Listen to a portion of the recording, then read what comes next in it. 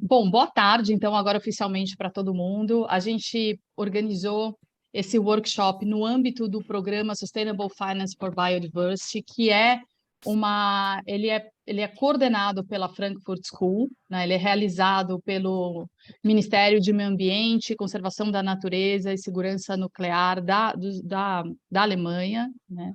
Financiado aí pelo IC, e tem dois implementadores, a FGV aqui no Brasil e o Fundo Ação na Colômbia. Então, ele é uma parceria internacional para estudar e para discutir formação de capacidades, enfim, na discussão específica, né, de finanças sustentáveis para a biodiversidade.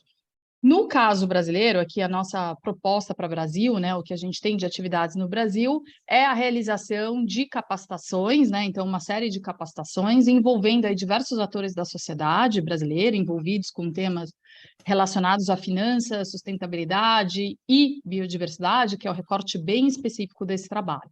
Então, como parte desse projeto, desse grande projeto, a gente tem dois grupos de atividades preparadas para o ano de 2022 e 2023. Em 2022, a gente está realizando uma série de webinars sobre temas ligados à biodiversidade e finanças. Então, a gente já fez já teve um webinar em que a gente discutiu de maneira bastante ampla o trabalho, as taxonomias, algumas taxonomias, demos um zoom-in nas nossas atividades aqui no Brasil, o que a gente chamou de stock taking, né, de recursos e legislação, enfim, um marco institucional ligado a finanças sustentáveis e biodiversidade, e nesse mesmo evento a gente também discutiu Colômbia. No evento de hoje, a gente vai fazer uma discussão específica sobre a taxonomia da União Europeia, eu já vou falar rapidinho sobre isso, e nós teremos um próximo evento, ainda sem data confirmada, vai ser no final de agosto, talvez começo de setembro, sobre o TNFD, né?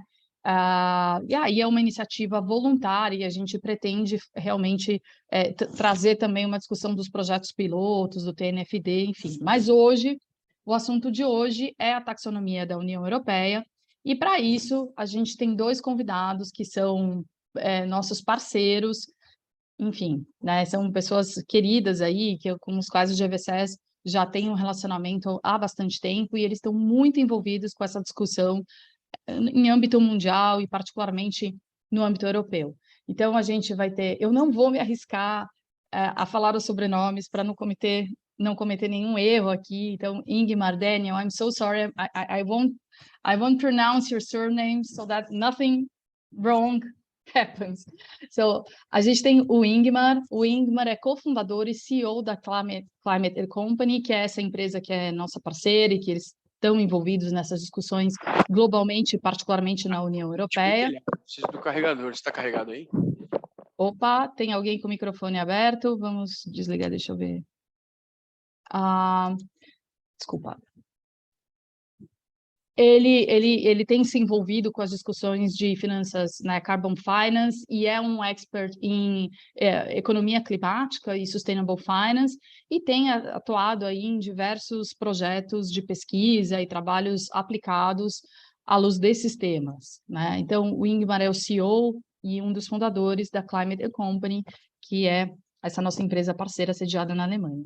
E nós temos também o Daniel, que o Ingmar vai focar a apresentação dele, o professor Ingmar vai focar a apresentação dele nas discussões sobre a taxonomia da União Europeia, e o Daniel vai focar em um trabalho que eles têm feito de comparação de diversas taxonomias ao redor do mundo, né, nesses esforços de diversas outras taxonomias. Então, eles estão fazendo uma análise comparativa dessas taxonomias, e o Daniel vai compartilhar com a gente também parte desse trabalho.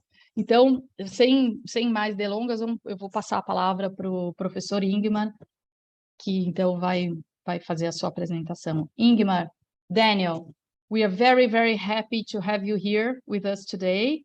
So the floor is yours, Professor Ingmar, please, welcome. Só uma coisa antes, Anne, a gente tem interpretação simultânea para inglês e para português, tá? Então, quem quiser, eles vão falar inglês, quem quiser ir passar para o inglês-português, no Zoom, interpretação simultânea. Please, Ingmar, I'm sorry. Yeah, thank you very much indeed. And yeah, I'm sorry, I never picked up Portuguese, although it's such an incredibly beautiful language. Yes, I'm very happy to be here with you today, and we would just have to see if I am going to share the slides, or Daniel, if you're going to share the slides. I'm not entirely sure. I think I would be able to do it from my, yeah? No problem, yeah. Okay, brilliant. Thank you so much. Annelies, just to be sure, so we said probably we have all together maybe something like that Daniel and me have like maybe something like 40 minutes, if that's all right. Yes, sure. And then we have yes. that would still give us ample time for Q&A, right? Right. Afterwards. Perfect. Okay, brilliant. Okay. Yeah, we're very happy to be here today. Yeah, my name is Ingmar. I as Annelies said, I've co-founded, maybe I can do this without my glasses, getting older. I co-founded together with David Rusnok, Climate and Company, after yeah, basically 20 years working on these kind of questions in various functions, and what we have managed to set up in the past years is probably what is now one of Europe's leading think tanks for sustainable finance. And we've been working together a lot with Fundação Getúlio Vargas, also in other projects in the past, and we are very happy to be here today. And so what we are focusing on at Climate and Company is a bit, as you indirectly referred to already, Annelies, is the international aspects of sustainable finance, and that's why we're really happy to be here, because we think it is so important that countries work together, that we reach a certain level of alignment and common understanding of sustainable finance across key world regions. We work a lot on public policy and evaluation, and also in our various roles in the EU, working with the German government, working with a lot of other governments in Europe, but also outside Europe, also in Latin America. And we have a particular focus on biodiversity and land use, because we believe besides climate change, biodiversity and ecosystems are the other big challenge that we need to tackle, and where sustainable finance can be really, really useful. And last but not least, and that is really part of our theory of change, we have always worked and will always be working directly with businesses, because ultimately at the end of the day, it will be businesses, small businesses, medium businesses, and large enterprises who will have to get this done. And that's why this is so important. Next slide, please. I'm gonna quickly talk you through some of the key questions that we have been asking ourselves in Europe, but also together with other colleagues from other countries. So suddenly the sustainable finance and even the taxonomy were in the basically at the heart of the climate debate, and I would just want to quickly talk about why that is. What is the meaning of shifting the trillions? Is an answer I would like to is a question I would like to talk about. What is the role of the EU taxonomy, and what are some of the ideas to going even beyond a classic taxonomy? And then last but not least, I will hand over also to Daniel to talk a little bit about the international taxonomy developments. Next slide, please. So why did the whole world speak about the EU taxonomy in January 2022?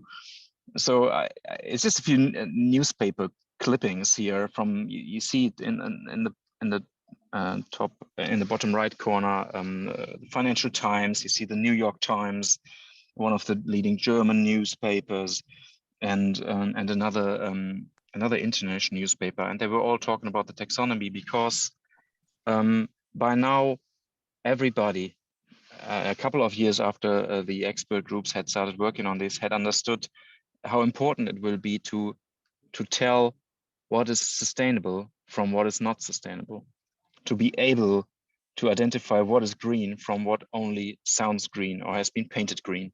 And that is a bit the role of the taxonomy, and that's why everybody had understood it when the Commission started proposing a complementary delegated act on gas and nuclear energy, where there have been a lot of controversies.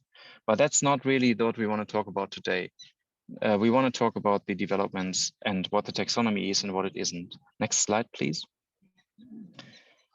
So why is sustainable finance so important for the climate debate, for the biodiversity debate, sustainability debate, and how is it supposed to help shifting the trillions towards sustainable investment? We think it's important not to look at the taxonomy in isolation. I mean, the taxonomy is part of a broader understanding of the fact that to arrive at the ultimate objective of a healthy planet, healthy economic activities in a healthy environment, we need investments. And for these investments in the transformation, investments into new technologies, we need capital. And that is why ultimately greater consideration of investor sustainability preferences is only possible, if you could click again, Daniel, if we if we understand what sustainable investments are. There's a lot of interest, and I would be curious to discuss that later here, also in the Brazilian context, to understand, what the interest is of the financial sector. We're seeing a lot of interest internationally of the financial sector to invest sustainably, but there's also a lot of confusion. There's also a lot of controversy around investments that then turn out not to be as sustainable as expected. There have been big controversies around Deutsche Bank subsidiary rather recently. And so this is becoming really, really, really important. And it hits the top of the news almost daily, which is a good indication of the fact that investors and non-financial corporates are not able to ignore it anymore. And I guess that's why we're in this room today to discuss this. Next slide, please. So what are sustainable investments? I mean, in this context, again, like an overview graph here of the EU Sustainable Finance Framework. And what I said before, just illustrated in this graph, the EU taxonomy is basically a definition framework that informs the other instruments of the sustainable finance toolbox. Disclosures is not the focus of our discussion today. I'm pretty certain we will have other opportunities to continue this conversation about disclosures, but it is important to understand that the EU taxonomy is not in and of itself necessarily so important, but it's important to make disclosure work. And it's important to make tools like benchmarks, like green bond standards or eco-labels for financial products to make them work, because they will all ultimately refer back to a robust definition of what is sustainable and what it isn't. So just to understand, if you sometimes ask yourself like, wow, this taxonomy, it's very technical. What is the purpose? It is difficult to understand it in isolation. Yeah, but if you look at this graph, you understand how it's basically setting the foundation for coming up with meaningful, robust, science-based disclosures and meaningful, robust, science-based green financial instruments. Be it benchmarks, be it green bonds, be it eco-labels. And I think this is very important. And I wanted to, before we dive now a bit more deeply into the taxonomy, I wanted to give this overview. I know that there's a lot of people in the room who know this very, very well, but I just wanted us to be all on the same page here. Next slide, please, Daniel. So now let's zoom into the taxonomy. The taxonomy as part of the EU Sustainable Finance Framework. Next slide. So there have been a lot of controversies here, and it'll be interesting for us to hear also what the situation has been in Brazil around these issues. But a lot of the controversies were a lot about a misunderstanding what the taxonomy is and what it isn't. And that's why I would like to quickly share these ideas with you, what the taxonomy is and what it isn't. So first of all, it is a classification system to define environmentally sustainable economic activities. It's supposed to help investors and companies to make informed investment decisions and financing decisions, one should say. It has in principle a dynamic concept to consider technological and policy developments through regular updates. It is aimed at facilitating the transformation of polluting sectors. It's not just a tool for the green niche. It's about facilitating the transformation for a very wide range of sectors, many of them characterized by companies who will still need to go a long way to transform. And it's promoting ultimately and maybe for the economists in the room, maybe the most important thing here, almost from a neoclassical understanding of economics, it's really about promoting transparency and reducing information asymmetries to contribute to a more efficient allocation of capital. But what it is not, is it's not a mandatory list for investments. The taxonomy doesn't tell you what to invest in and what not to invest in. That was the big controversy about natural gas. Nobody says that you shouldn't invest in natural gas anymore, but there was pretty clear scientific evidence that natural gas is only a transition technology and not part of a 1.5 degree world. Nevertheless, it doesn't keep anybody from investing in gas.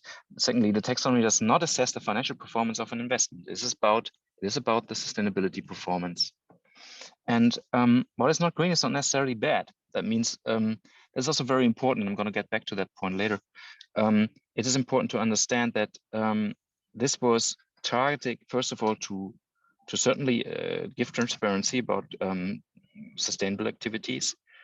But there's a lot of activities out there who are basically neutral. And so they shouldn't have to worry about not being in a green taxonomy.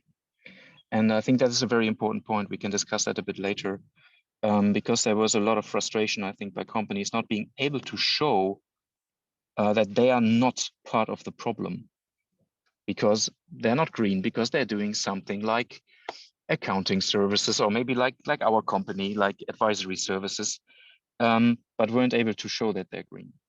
And so, so that's a very important message. So this is what the taxonomy is and what it isn't. Next slide, please. So what we have in the taxonomy, as you have, for those of you who have a bit more closely followed the developments, we had started with climate change mitigation and adaptation. Also because many of us, like David and myself, and I'm sure many others in the room, like 20 years ago, that's where we all started, right? With something that was back then still called carbon finance or climate finance. And there was a lot of familiarity with this concept, and that's why this was the first part of the taxonomy that was developed. And now in the past 18 months, we have been intensely working on also defining criteria for the other objectives: biodiversity, pollution prevention and control, circular economy, and water and marine resources. Could you click again, Daniel? I think there is, so this basically shows a bit the concept, maybe once more, and then we have it all. And what the taxonomy does, basically, it discusses when an economic activity is providing a substantial contribution to any of these objectives. So that is a way of translating sustainable, substantially contributing to one of the 6 environmental objectives. And for that criteria set, I'm going to give you a few examples. And then, so that's the top performance level, if you like, right? And then there's boundary conditions. So it means that for anything, any activity that, for example, is aiming at reducing emissions, you still want to make sure it does not harm ecosystems. It does not lead to water pollution. And so for each of these criteria, there are these boundary conditions that are called do no significant harm, which makes sense, right? You don't want to build a wind farm and basically cut down virgin forest for doing it. And then last but not least, there's a minimum social safeguards to ensure human rights and labor standards are taken into consideration. Next slide, please. So that's the basic concept. You'll be able to review the slides, but I think we tried to illustrate this as well as we could. Now, if we now zoom a little bit into biodiversity.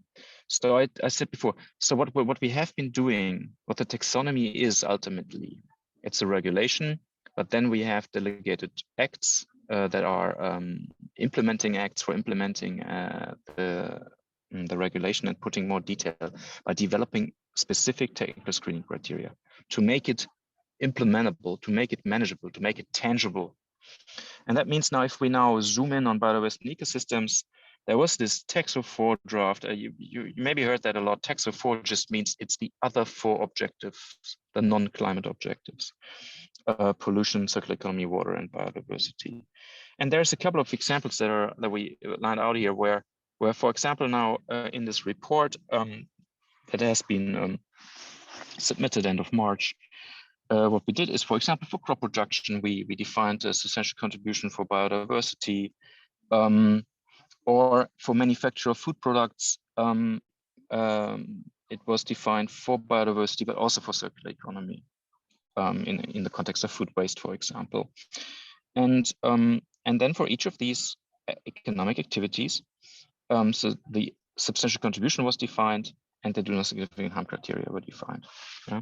And that is basically what's available from this so-called Taxo 4 report. And I think it's, it's not like everybody has to do it like the Europeans. It's just that the bunch of experts have been really working on this, and maybe for those of you that are not so much maybe from the think tank area like Annelies and colleagues, but more from the corporate or the financial corporate side. Our working groups were all comprised of colleagues from industry, from financial institutions, to make it doable. It was not an academic exercise. It was science-based, but these criteria were developed together with business representatives to make it usable. And that's why I think it's worthwhile having a look. Yeah, next slide, please, Daniel. And I believe I probably have to maybe speed up a little bit here. So now, we're zooming in, like each time we're zooming in, like I showed you the overall framework, and I showed you the examples for biodiversity. Now we're taking one example here for biodiversity. Yeah? So we have, on the left-hand side, you see a list of sectors for which we have biodiversity criteria proposed in this Taxonomy 4 report. And if we zoom into food products and beverages, which obviously is super important for biodiversity because of its massive implications in the supply chain for ecosystems. First of all, in terms of impacts, we all know that. I mean, Brazil is a very, very, very relevant example of which illustrates very well the implications that European consumption of food products can have on ecosystems in Latin America. But there's also the dependency of food products on functioning ecosystem services. So these are very important factors. And then if you look at the right-hand side, there's 3 different ways in which you can show that that what you're doing, the economic activity that you're doing, is actually sustainable. Yeah. So it can be about the selection of ingredients. It can be for which primary production practices improve biodiversity. There you see you have the direct link between the food product and the primary production practices, hence land use related stuff, agriculture. Yeah? Maybe happening in Brazil, for example. Yeah? And then you have option B, you have the selection of protein-rich ingredients that reduce pressure on biodiversity, so improve biodiversity, reduce pressure on biodiversity, or that actively contribute to conservation and genetic diversity. Yeah? So that is an example of, and then there's a detailed discussion of each of these options with detailed explanations of how to interpret this and what are the specific metrics. And in principle, what I've just now illustrated to you is the way this the EU taxonomy has been built. Yeah. So it's the overall coverage of these 6 objectives. And for each objective, it was basically identified the most important economic activities, or if we talk maybe from an accounting perspective, the most material environment sector combinations, and then these criteria have been defined. And yeah, next slide, please. And this is a new development. And sorry, I think there was some animation. It's sometimes it gets lost in translation. So you see everything at once, which is a bit hard to swallow. If you can focus on the centerpiece, what we have worked on. So what we currently have is basically the middle piece. Yeah, that we have discussed it. So there's something. If you comply with your significant contribution sectors, you are green. You could also not comply, but not be a problem, or you couldn't be in breach of the do no significant harm criteria. Then you would be in the red space. Okay. So that's basically what we have done. But as I said before, and I mean, that is my personal opinion as an expert who was working in working group 3 of the EU platform on exactly these things. And because I'm a business-minded person, I spent many years at DG Enterprise and Industry in Brussels, working with companies. We set up a working group with SMEs in Germany to work on these issues. It is important for others to show that they are not part of the problem. And that could be the right-hand side. Yeah, it could be the sectors that can never, by definition, not be green. Yeah, and they can also almost by definition not be harmful. But is it maybe, would it be useful from the outset to say, let's develop a taxonomy that is broader, yeah, and that has these different categories? Yeah, I think it's worthwhile thinking, because otherwise everybody wants to be in that little green box in the center. And that's a small box. That's about top performance. Not everybody should be there, otherwise it becomes meaningless. Yeah, and that's why it's so important to show, to have a pressure valve, and to show what are other opportunities for businesses that are just not super green, but that are not part of the problem. And on the left-hand side, there was something that also in the public consultation was requested by a lot of people, but it's also it's on hold at the moment, and I don't think it's being pursued at the moment in Europe. But you know, who says that Europe has to be in the lead on everything? Maybe Brazil is going to be the leader on this one, which is more like a systematic assessment of activities that are significantly harmful, and that should be phased out, like a clear guidance. Because at the moment, as you know, every financial institution has its own exclusion list, and it's super difficult for businesses to understand that. And some benchmark guidance on this, also from our assessment in this working group, again, with a lot of business representatives and financial sector representatives, it would be really useful also to have this left-hand side, this stuff that can never be green and doesn't feature in the taxonomy, but that is really, really harmful to any of the objectives. And it's just my personal opinion as an expert, though, who has worked on this very long. There are activities like bottom trawling of oceans in fisheries that are just so incredibly detrimental that I think we have some hot candidates that could be in that top left box, and again would just make everybody's life easier, rather than having to deal with 20 or 30 or 40 or 50 different types of exclusion lists and definitions of what is harmful or not. And that's something probably you haven't seen yet. There's a separate report on that. Again, maybe there will be a time in the future where we where we have to have the time to talk about these things as well and present a bit these ideas. But yeah, I just wanted to give you the whole picture and not just focus on the centerpiece. So next slide, please, Daniel. I think we're making good progress now, reasonably in time, I think.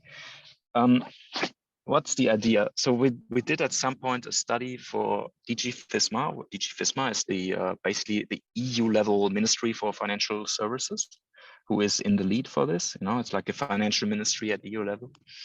And they asked us to do an empirical study for them. But by the way, together with Frankfurt School as well. There was another excellent cooperation, by the way, with Frankfurt School on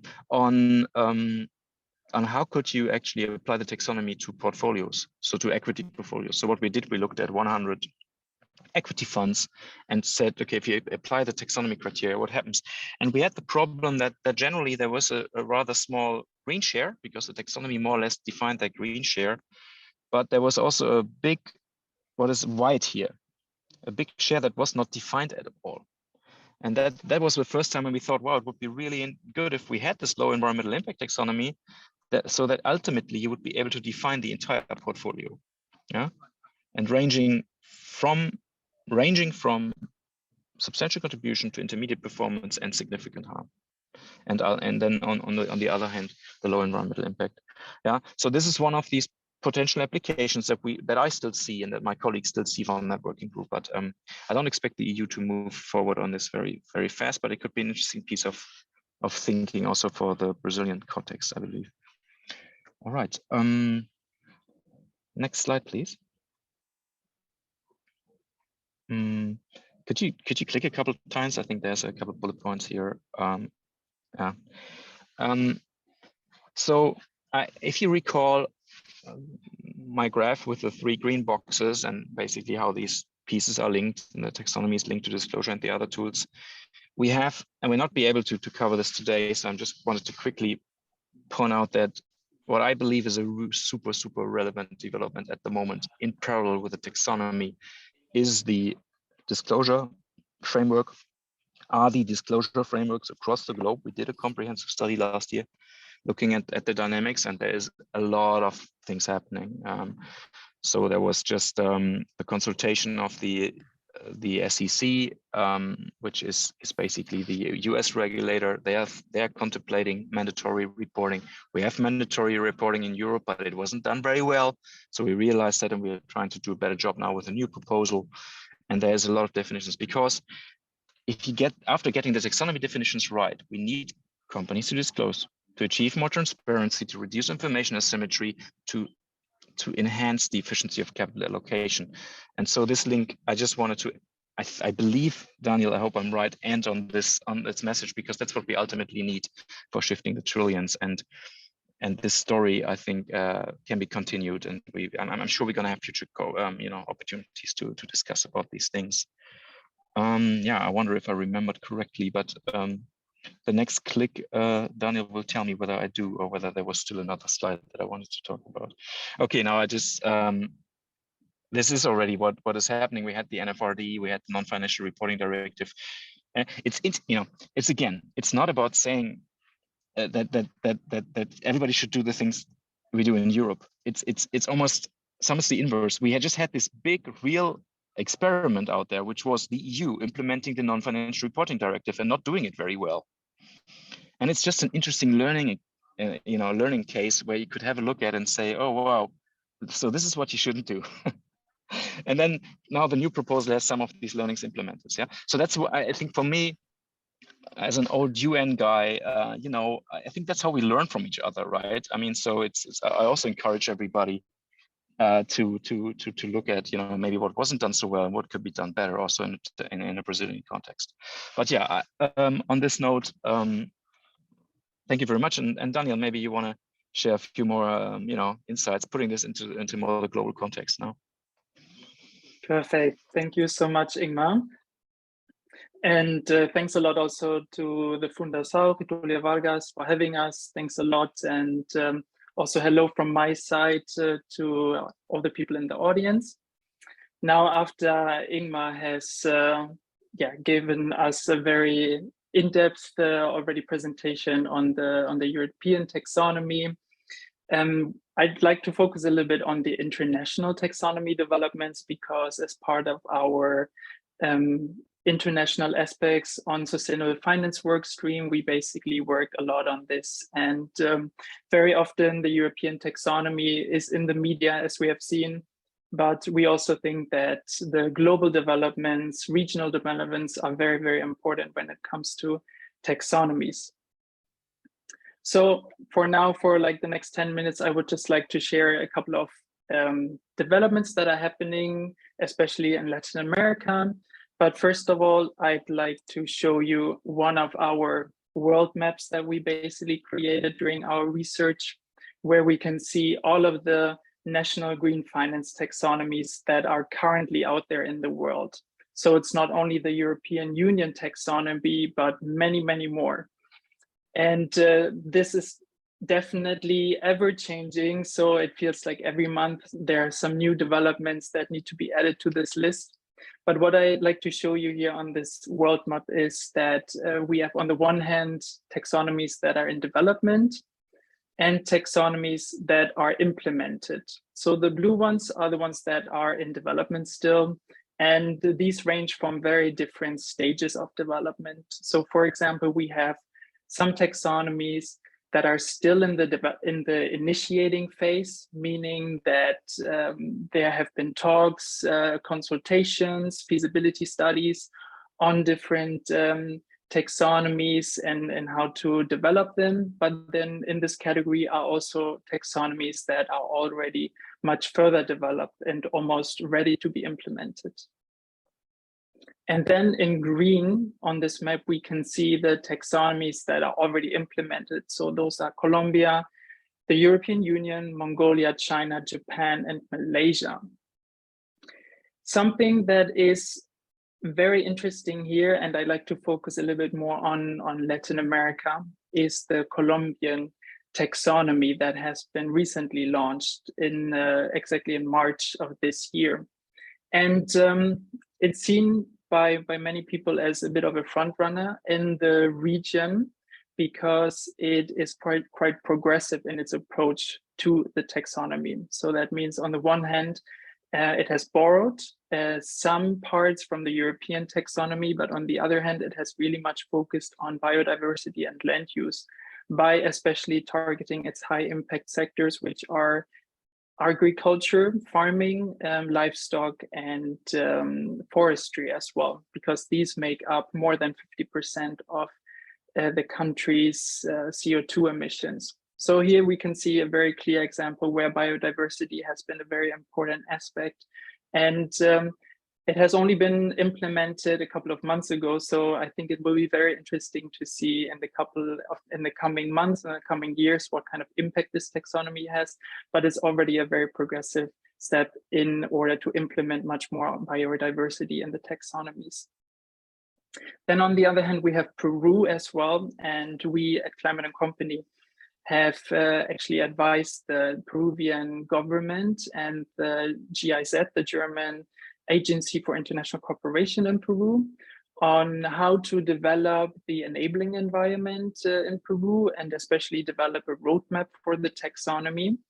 And we have basically done a bit of a study as well on lessons learned of different taxonomy approaches, and have tried to implement this in the Peruvian taxonomy. So we will also see in which soon direction this will go. And then we have Chile as well in the region, which has already a roadmap published and is currently working on developing the taxonomy. And we have, of course, Brazil as well. On the one hand, there is a taxonomy from Beverages, but there's no national green finance taxonomy yet. So there has been a feasibility study, I believe by the Inter-American Development Bank and by the GIZ on a national taxonomy. So I think there are a lot of developments happening in Latin America that should be watched in the coming months. Furthermore, something very important for the region is actually a regional approach to taxonomies. So only in June of this year, there has been a working group on sustainable finance taxonomy launched by the ministers of environment of Latin American and Caribbean countries, by the UN, by different UN agencies, by the Inter-American Development Bank, and also the CAF. So this is a very exciting news for interoperability of taxonomies. This is a very big word that is usually thrown around when talking also about taxonomies and their interoperability, meaning how can they actually work together?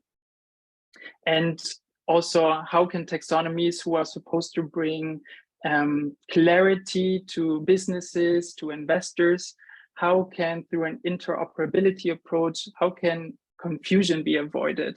And how can it be made sure that similar principles are being used and that same or similar thresholds are being used in the technical screening criteria? When talking about interoperability, another approach is also very important, and that is the common ground taxonomy approach by the IPSF, the International Platform on Sustainable Finance. So this platform has basically created a common ground taxonomy in which they compared the European taxonomy to the Chinese taxonomy and tried to find a middle ground in this common ground taxonomy, where they really combine, where they compare more stringent approaches, or where they also showcase differences. So this is something very interesting, and jurisdictions who are currently developing taxonomies have also posed interest in using this common ground taxonomy as a start, or even comparing their own taxonomies with this common ground taxonomy, which is so far only based on the climate change. Sorry. Daniel, we lost. Yeah. Okay. Thank you. We lost your mic. No worries. Yeah. No worries, I'm back here.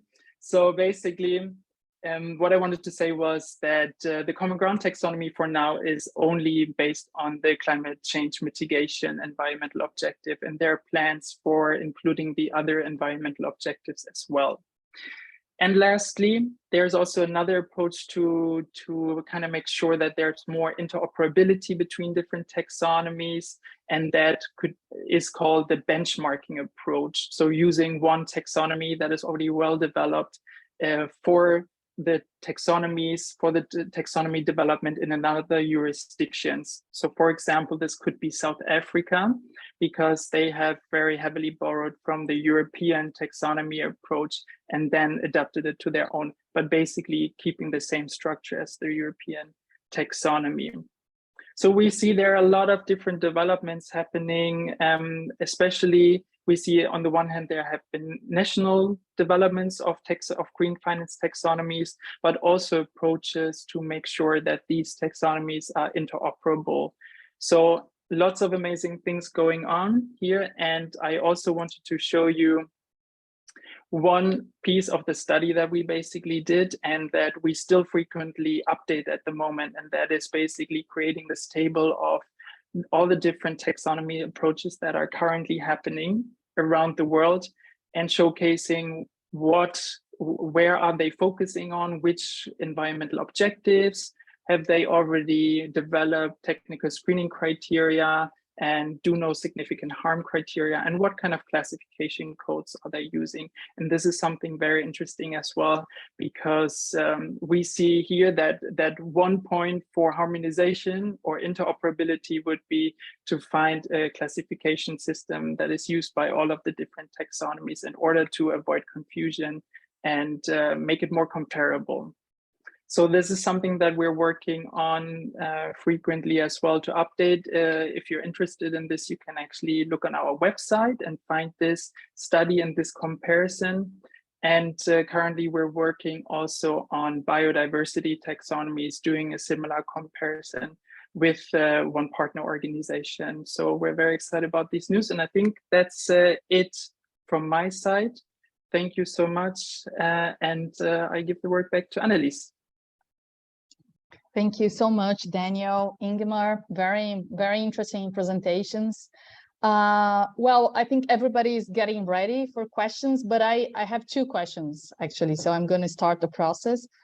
The first one is I'd like, that table that you just showed, Daniel. I think in the case of Brazil, for instance, the taxonomy that we have is a voluntary one, as you said. It was developed by FEBRABAN with a very narrow objective of trying to map the financial funds that are going towards the so-called green economy sectors.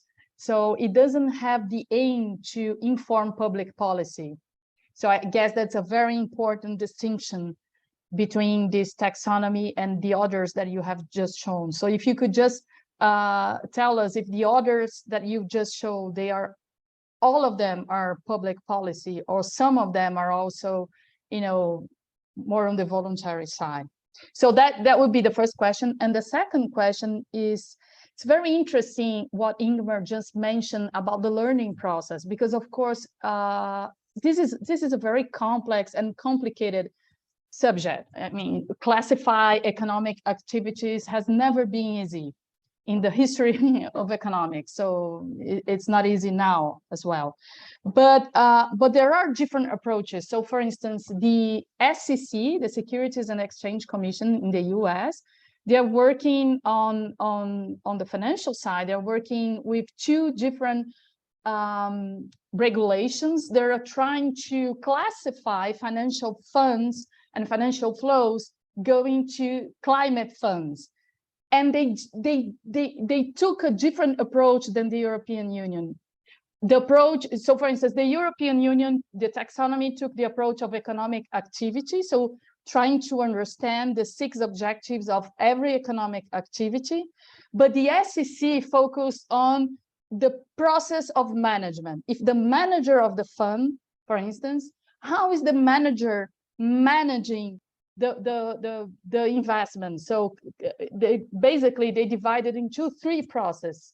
ESG integration, ESG focus, and ESG impact. So I don't want to discuss that because that's not the focus here. I just want to discuss the approach. So in the European Union, we have an approach that is based on economic activity. And for instance, in the US, on a completely different subject, but they are taking a different approach. They're taking an approach basing on how that investment is managed. It's a completely different perspective on that.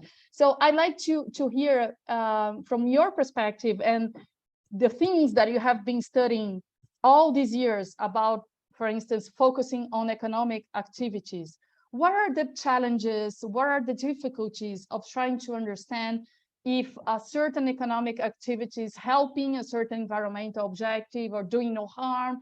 What do you see as challenges and good things of this approach? Because I understand that's not the only approach available.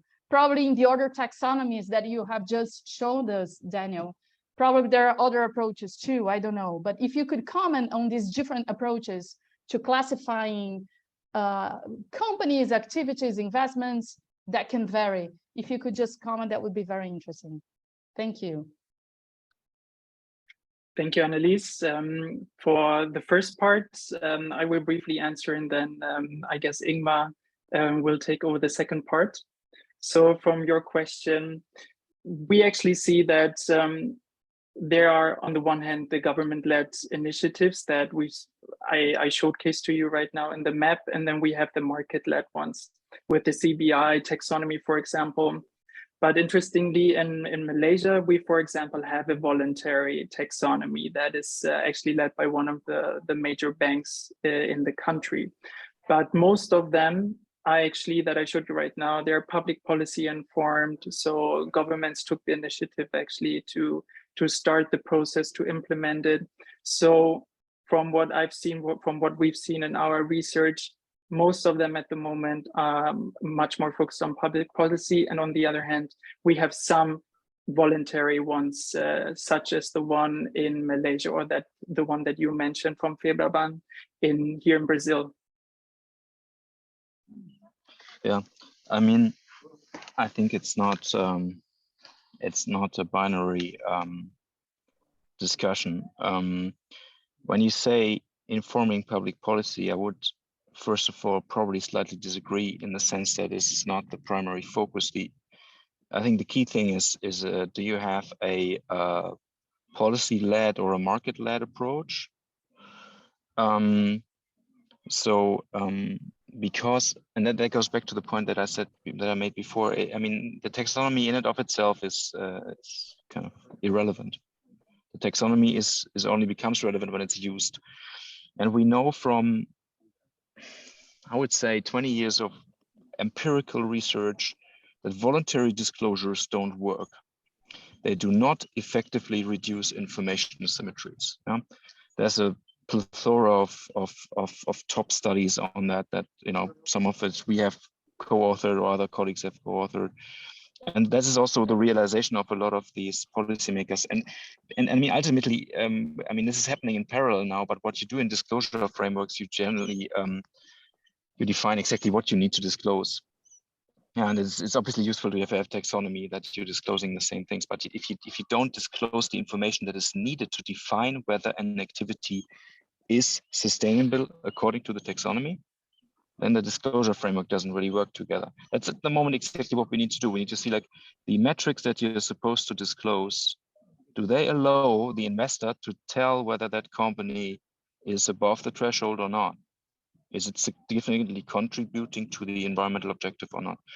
So I think that is the first realization, that voluntary schemes don't work. We just have the evidence. I know it's always the same and it's always good. I mean, from my understanding of how good policy making works, you let the market operate, you need competition, you have different schemes emerging, and eventually you harmonize. Yeah, and that is exactly what we have seen now, and it's and I think that is working well. We have the other point on what is the entry point? What do I target? What do I want to define?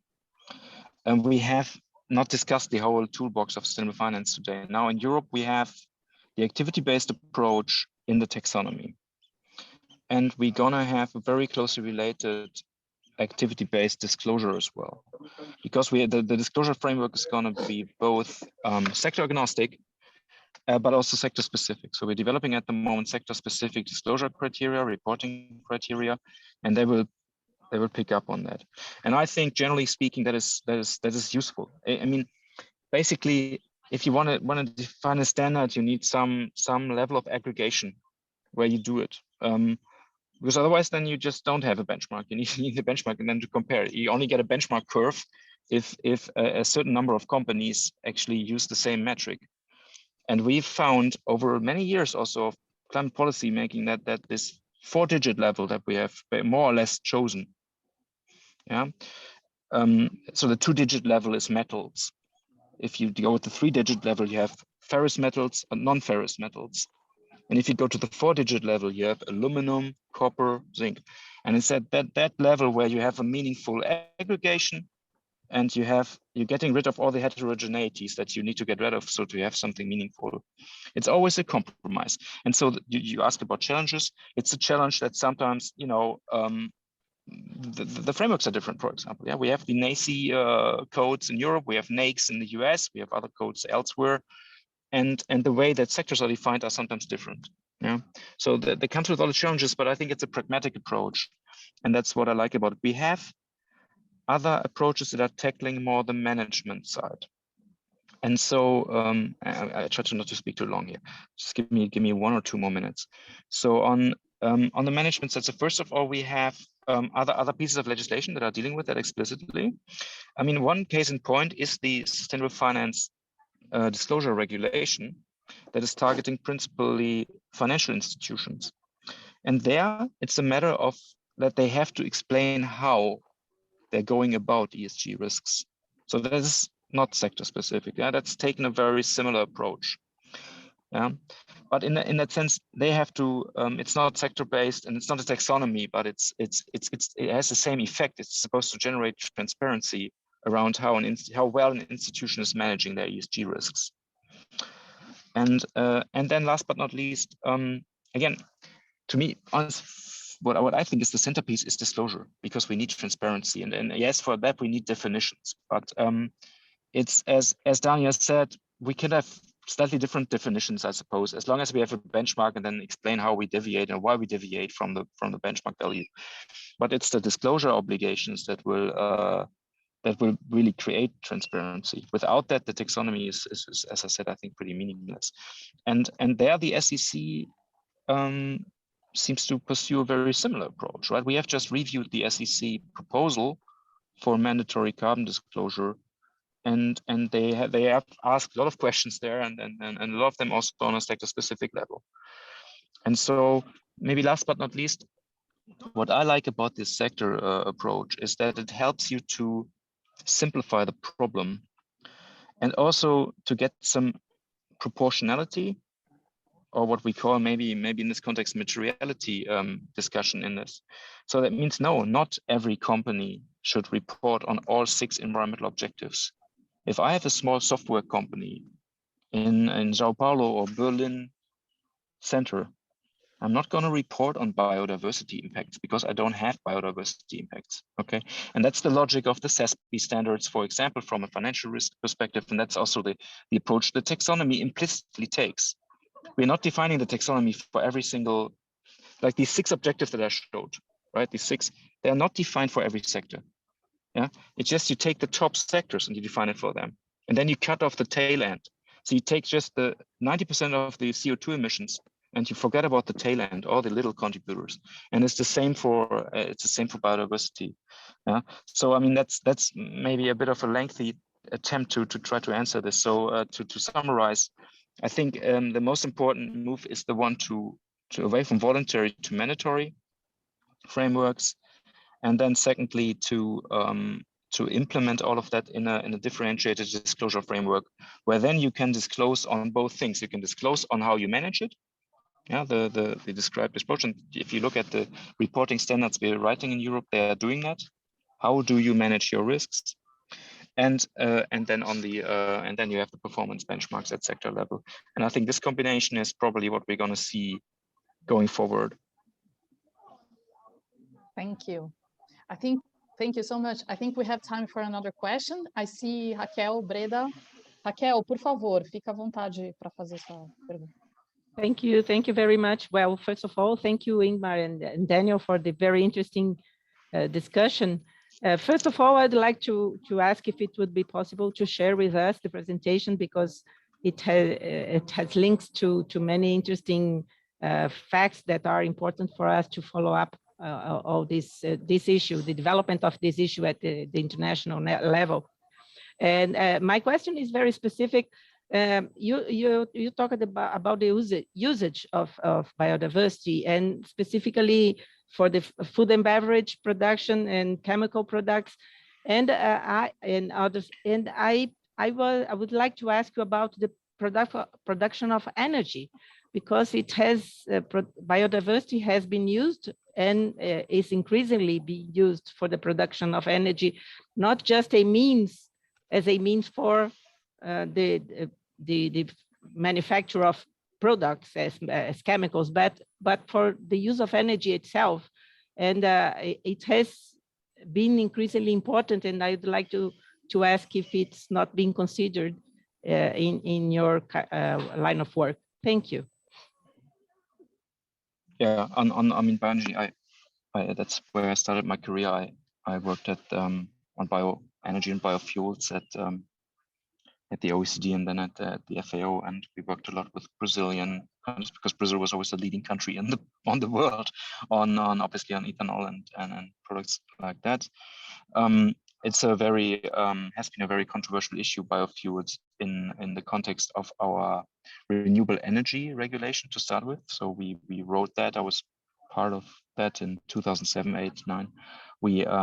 We agreed national targets for renewable energy, and then we also defined sub-targets for the transport sector. And then we had a long-term controversy about biofuels and what are sustainable and what are not sustainable biofuels. And we have defined that for Europe to a certain extent. So that's maybe a point we should have made earlier.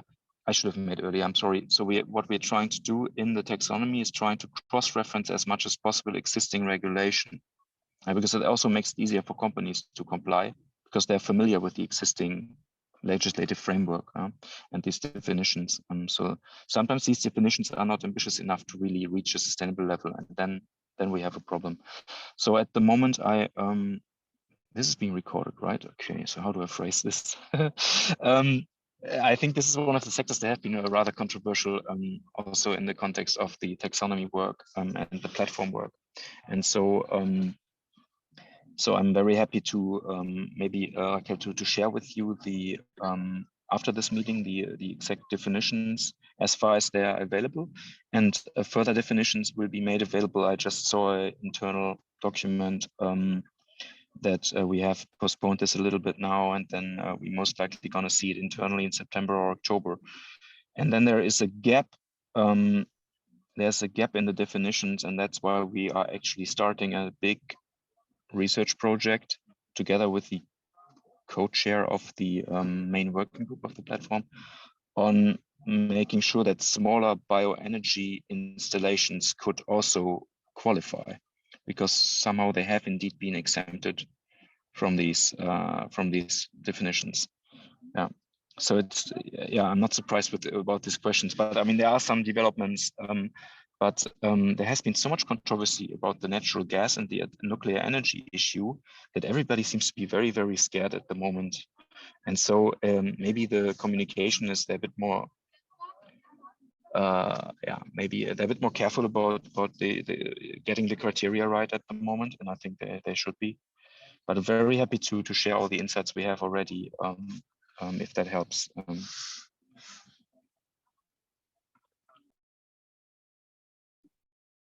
Thank you very much. Well, we have to end now. It's a pity, because I feel that we have a lot of things to discuss, but maybe this is a teaser for our 2023 training sessions. So maybe everyone here is interested in keeping with us. They stay with us for next year's capacity training sessions. So thank you, Ingmar and Daniel. Thank you so much. We have another question in the chat, but if you don't mind, I'm going to send you through email, and maybe you can answer us back, and then we can share with Luciani, who's the person that made the questions. Okay, that sounds great. So thank you again. Thank you, David. It's been so good to talk to you. Obrigada a todo mundo que participou aqui com a gente. Nós teremos, então, como eu falei, a gente vai ter mais um webinar em meados de setembro, final de agosto, meados de setembro, para falar agora de uma iniciativa voluntária, que é o TNFD, mas nós teremos um conjunto de treinamentos em 2023 sobre ainda o tema da taxonomia. Então, para quem se interessa por esse tema, fica conectado aqui com a gente, né, no GVCS, que a gente vai manter vocês informados.